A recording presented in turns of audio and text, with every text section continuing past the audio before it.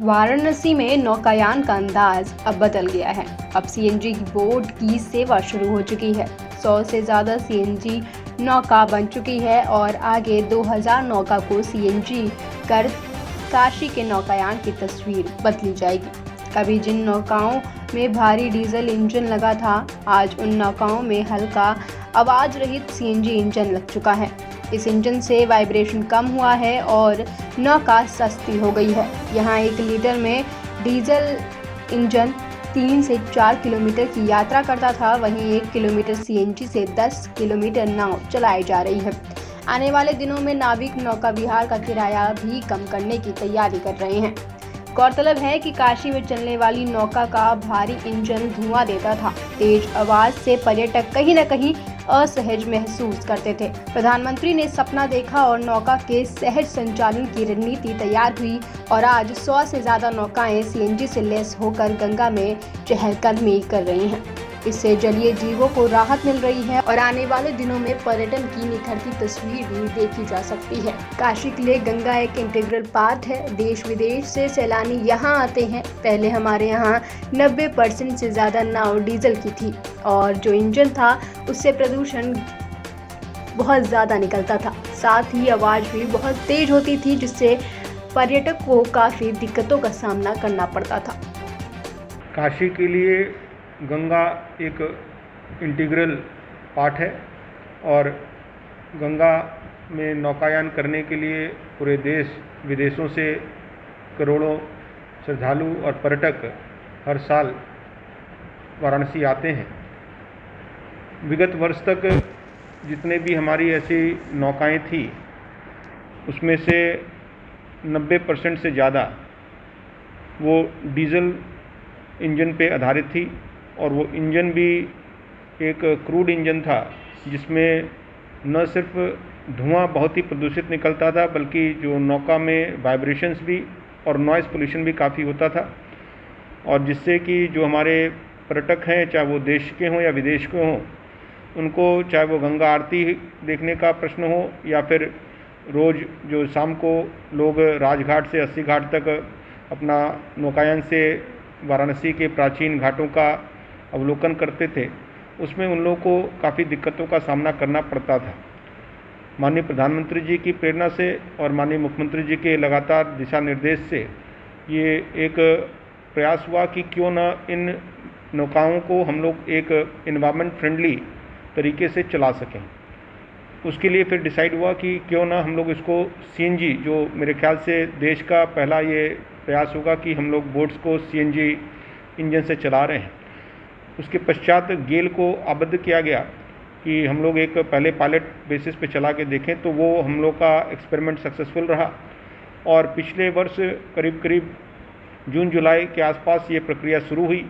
उसके बाद भारत सरकार के सहयोग से और स्टेट गवर्नमेंट के सपोर्ट से हम लोग ने ये करीब करीब 1300 से 1400 हमारे नौकाएं वर्तमान में छोटी बड़ी मझोली नावें हमारी गंगा में हैं, उन सभी का हम लोग ने सीएनजी बोट में कन्वर्जन करने का तैयारी की।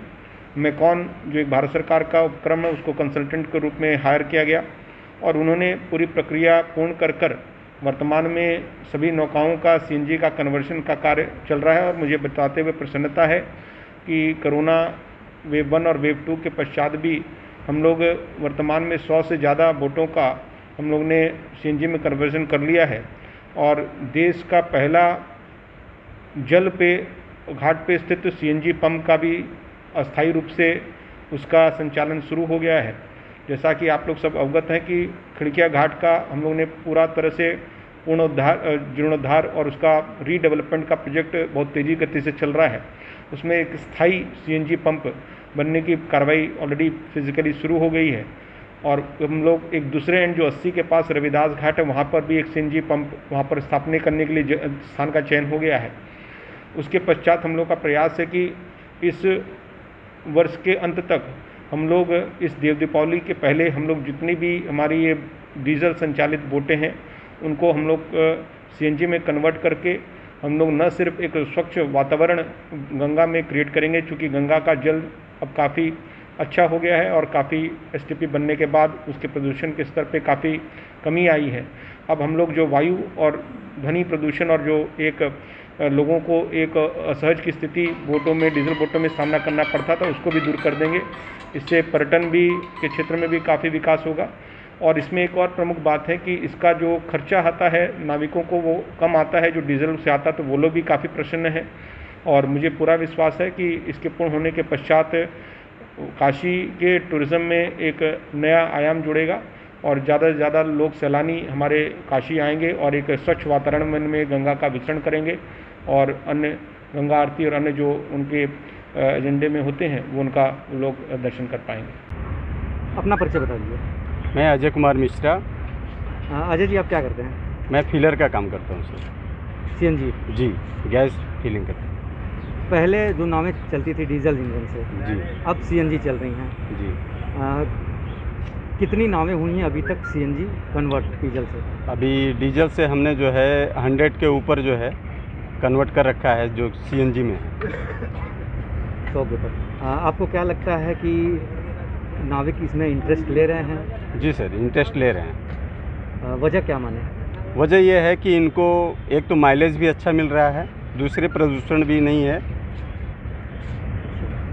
और क्या महंगाई के दौर में जो है अपना सीएनजी ये काफ़ी सस्ता भी पड़ रहा है इनको, और आपके घाट पे ही जो है ये सीएनजी इनको उपलब्ध मिल जाता है, नदी के किनारे पे ही, वो आप देख ही रहे हैं। वाराणसी में सीएनजी नौका परिचालन शुरू हो गया है। 100 नौकाओं को सीएनजी कर दिया गया है, तो वहीं 2000 नौकाओं को सीएनजी किया जाना बाकी है। आपको बता दें कि वाराणसी में गंगा में ध्वनि और वायु प्रदूषण में भारी कमी आएगी, तो वहीं नौकाओं से होने वाले वाइब्रेशन से जलीय जंतुओं को खतरा कम हो जाएगा। माई भारत के लिए वाराणसी से काशीनाथ शुक्ला।